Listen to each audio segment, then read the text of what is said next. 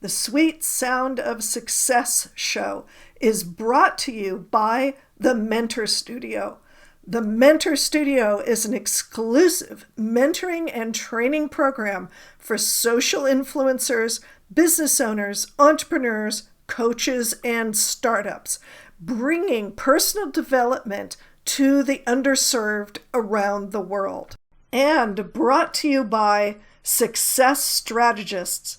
Simple strategies that work to develop your business with flow and ease using proven strategies and the right tactics. This is the Sweet Sound of Success with Sue Wilhite, Success Attraction Expert. 5 years ago, Carolyn Choate was a stay-at-home mom with a degree in poetry, dabbling in direct sales.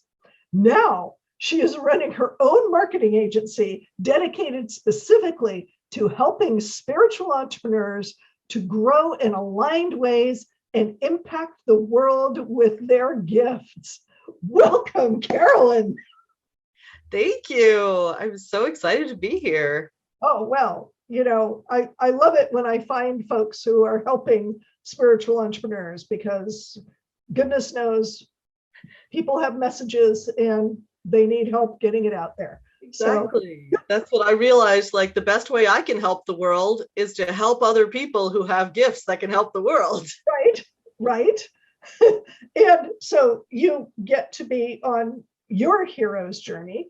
And for those of my audience who have no clue what the hero's journey is, which seems incredible to me, but hey, I know that different people have different life experiences. A man named Joseph Campbell, who was a mythologist, best job in the world, put together a cycle of how the myths and legends and stories of the world seem to be put together. And he called it the hero's journey. Now, there are 16 pieces to this cycle. We're not doing all 16. That's not happening. We're doing 5, which I thought were more relevant to the entrepreneurial journey. And those 5 are the ordinary beginning. I always laugh. Every so often we get somebody with an ordinary beginning and it's not ordinary, really. The call to action. What was the boot in the back? Who took your hand and, or knocked on your door and said, go that way, do this, make it happen. The big hairy monsters. Now, for some folks, the call to action and the big hairy monsters, same thing, or at least some subset of big hairy monsters. And then, of course, once you launch your business, a whole new set of big hairy monsters come out to play, and you get to deal with those. And to help you with those, what no entrepreneur can do without are allies, mentors, guides, coaches, helpers. You need them. If you are an entrepreneur, you must have people in your corner to encourage you, to help you, to guide you. You have to. This is why all of the stories have helpers that come along at some point. And then there's kind of the opposite side, what Joseph Campbell calls the journey home. And when you've become an entrepreneur and you've stepped into that wonderful, chaotic catastrophe that is being an entrepreneur, other people haven't necessarily in your life. And so how do you deal with the folks who are thinking that you're crazy, that are sort of patting you on the head and saying, it's a phase, you'll get over it? And how do you spell that anyway? Is this a diagnosis, which is my new favorite one. I came out a few episodes ago. And so those are the pieces of the hero's journey that we're going to talk about. So, Carolyn, what was your ordinary beginning? Well, like I said, I got my degree in poetry, and then I got a master's degree in fiction writing. And I went out there and I wrote a book, but it took 10 years to write, which, as it turns out, is not a sustainable writing career. Who knew? So I just spent my whole 20s and most of my 30s like bouncing between jobs. I don't like anything. I'm a test proctor. I'm a grocery store customer service person. I'm a secretary, and I'm just like, I last about a year and then I go, I'm so bored. I'm dying. I must leave. And my dad says, they're giving you health insurance. Stay. Right. So I was just like, what's wrong with me? I feel like such an entitled brat that I can't stick it out. Like, my dad, his sister, like she probably spent 40 years doing like real estate data entry, I think, maybe real estate insurance. And I'm like, I am supposed to be able to sit at a desk and do this work until I'm 60 and then retire and enjoy life. This is the plan. Get on board. Yeah, it was awful. No. No, that's a no. Doesn't that sound fun? Don't you want to do that? Yeah. So what was your call to action? What was the turning point that got you off of this horrifying path? Well, I thought that what it was going to be was well, when I finally get married and have children, then I'll be a stay-at-home mom and I won't have the pressure to be working. And I'm just not an ambitious person. So I'm going to love that. This is what I've been waiting for. Finally met my husband when I was 30. We had children when I was 34. And I did not like being a stay-at-home mom. Oh, I was bitterly disappointed because I had put all of my faith on this is it. This is what's going to make me feel fulfilled. And I know other people say that they go crazy being a stay-at-home mom and they need like adult conversation, but that's not going to be me. So right. that was a very difficult discovery, but it was the turning point that led me towards discovering that I actually did have a talent for something, which was like mind blowing, because being a stay-at-home mom, I was in a stay-at-home mom group, and that group had direct sales people. Yes. Because that's what stay-at-home moms do. Yes. So I got involved in my first MLM, and I didn't love selling products, but I quickly discovered that I really liked marketing. I liked online marketing. And I thought, you know how you feel with your gifts? You're just like, yeah, but anybody can do that. Right. This is just simple stuff. But I discovered that not everybody understood sales funnels. And to me, it's like, I see it so clearly. It's like how some people see auras. I'm just like, yes, I can see exactly how your funnel should go. The exact flow of customer journey. Wow. How cool is that? Yeah. That's a talent. It changed my life so hard because I was like, I have been feeling like a failure for the last 35 years. And now I'm like, I'm good at something.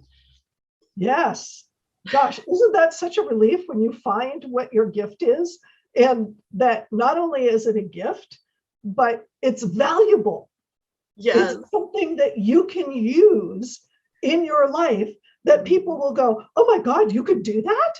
Wow, here, could you actually need? It's useful. Right.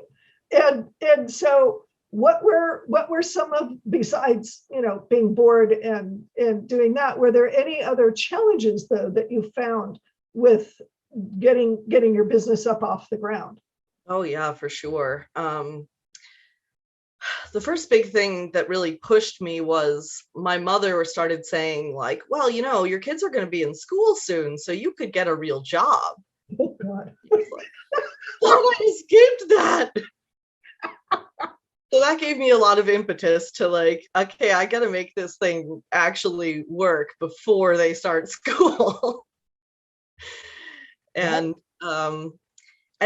like you were saying about the end of the journey returning home too, like nobody in my family has ever had the slightest entrepreneurial instinct.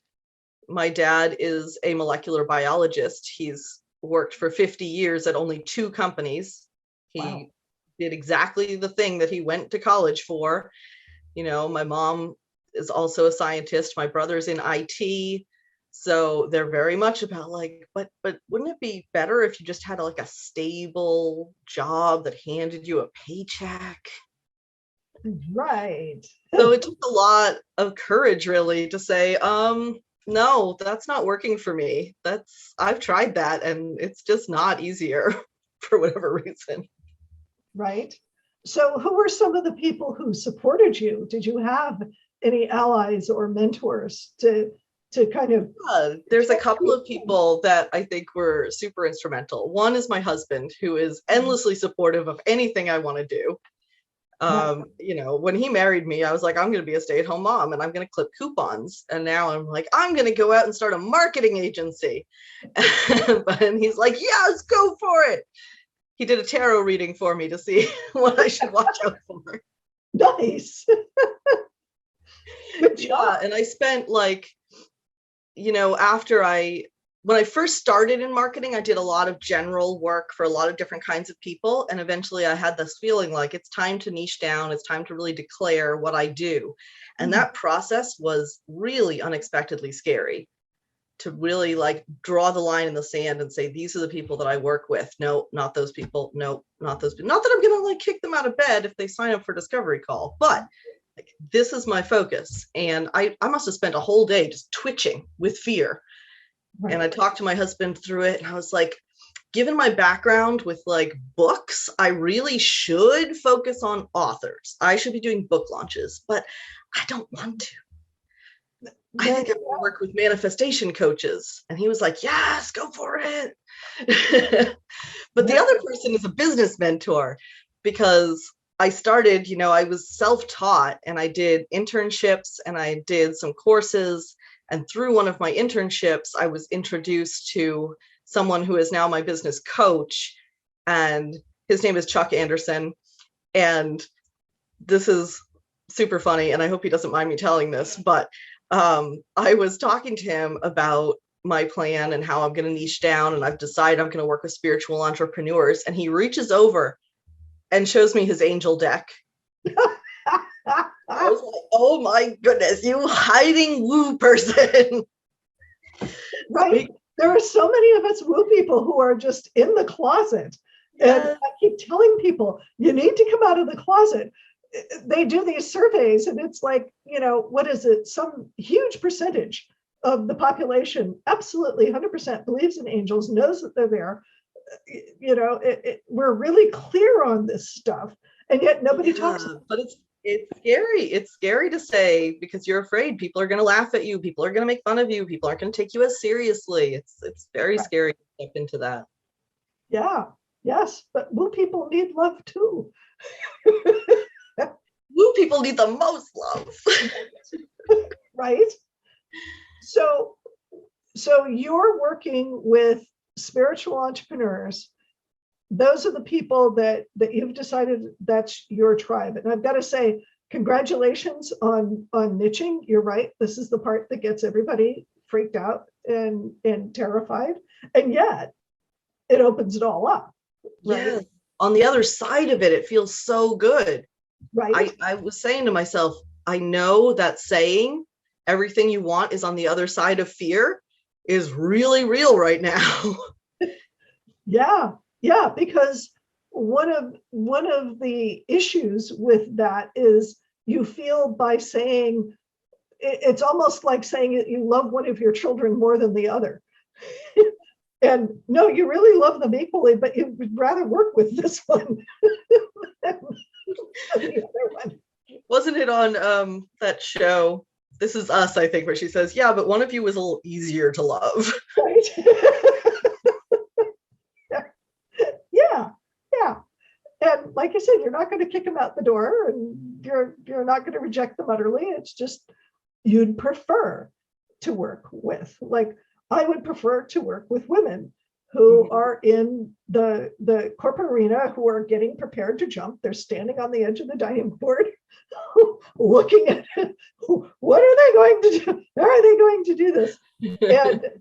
And if I get somebody who is a guy who is started his own business and is run up against a wall, I will absolutely work with him. No problem. But that whole niching journey, oh my God. Yeah, there should be a podcast that's only about niching. Yeah. Seriously. That's part of the journey.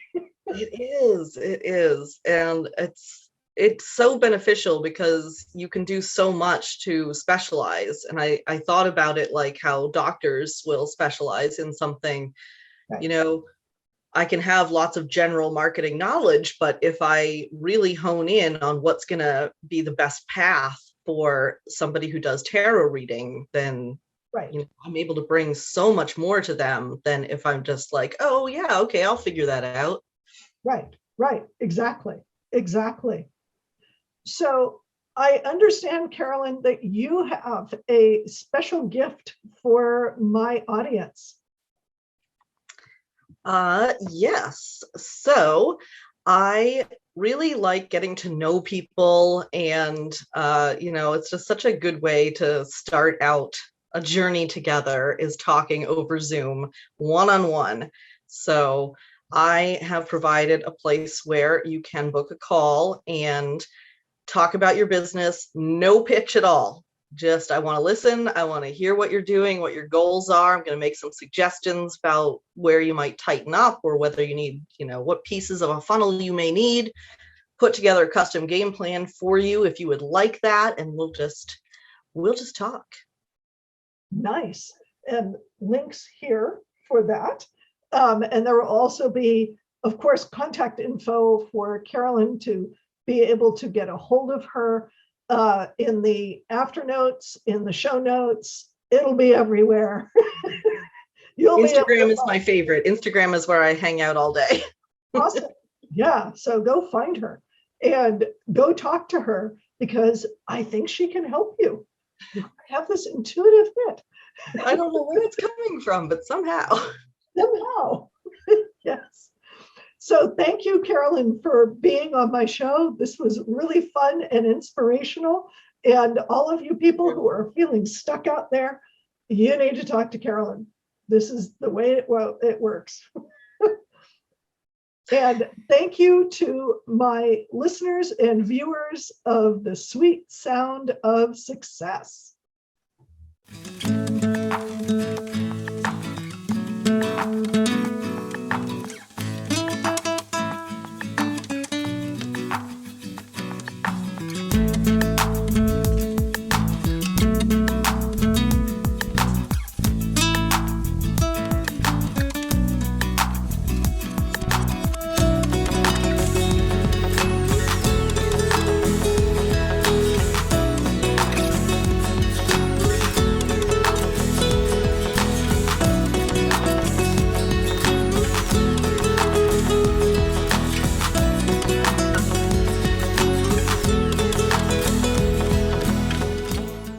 What are your dreams for your business?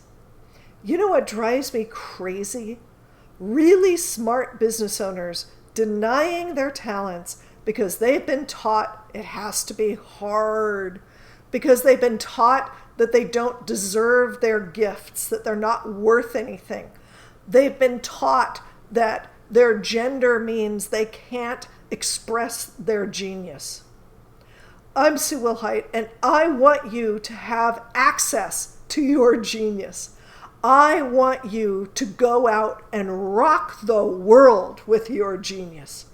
So I created the Call to Action Coaching Program. It's all about getting to the heart of you and what you've got to share with the world to make a profitable business that thrives and allows you to make a difference in the world. Click the link to sign up for the Call to Action Coaching Program today. Don't let your genius go unnoticed.